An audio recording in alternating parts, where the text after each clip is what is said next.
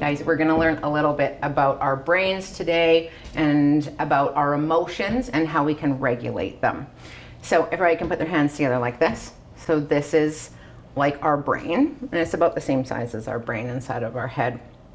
And our brain has two halves that work together. And another way to look at it is if we just use our one hand. Let me just take your one hand and think about your brain sitting in your head, kind of like this. So Dr. Daniel Siegel made up the hand-brain model. So it's an easy way to understand how our brain works. So this front part is like this part of our brain, and this bottom part is like the back part of our brain. So if everybody can open up their hand really wide like this. So this lower part is our automatic brain. So it does all the things that we don't think about, like our heart beating and taking breaths and our kidney and our liver. Do you guys think about those things much? Or does your brain just do it? Right? It's kind of cool, it just does it. And then in the middle part of our brain, we have our amygdala, which is our feelings, and our hippocampus, which is our memories, right? So our memories and our feelings work together.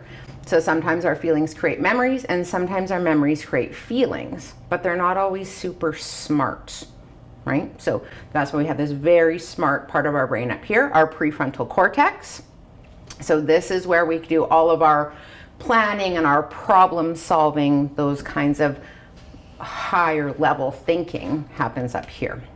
So when we're cool, calm, and collected, our prefrontal cortex is engaged, and it's like it's giving our amygdala and our hippocampus a hug. So it makes our feelings and our memories feel really safe.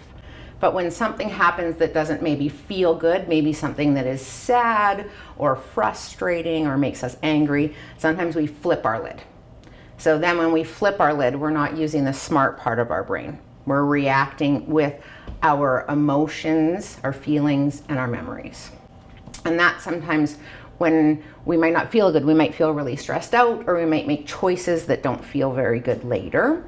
So today we're gonna learn about lots of strategies to help you get your prefrontal cortex back on, giving your amygdala and hippocampus a hug so that you can make really good choices for yourself and feel more in control of your body and your thoughts and feelings. Does that make sense? Yeah. Can any of you think of times when you may have flipped your lid? Is there any time that you might have had something happen in your life that made you flip your lid a little bit?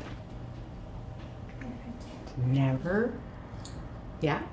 When I had to get a needle. Oh, when you had to get a needle, right? That made you, how did that make you feel? It made me feel scared and I just couldn't focus. A little bit scared or focused, right? And how did you get through that? My friends helped me. Your friends helped you. Nice. So you had some support to help you? Yeah?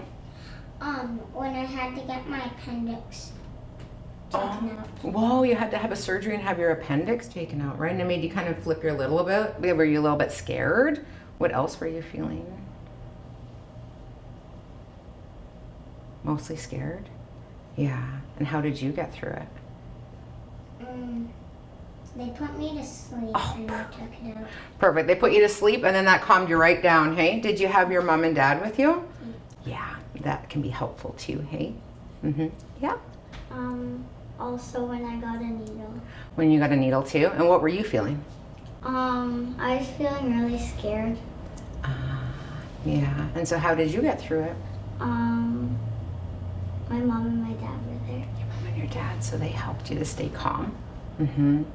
And I remember you telling a story a little bit ago about being at a place where it was lots of activity, lots happening, right? And it was kind of a bit crazy. And then you were acting a little bit crazy too, right? So you kind of flipped your lid and maybe you were doing some things that you wouldn't normally do. Mm-hmm. And then you had to get calm to get that lid back on. Mm-hmm, for sure. Well, today we're going to hopefully give you guys some more tools and things that you can do to help get that lid back on so that you're not flipping your lid, so you can feel more calm, cool, and collected. Sound good?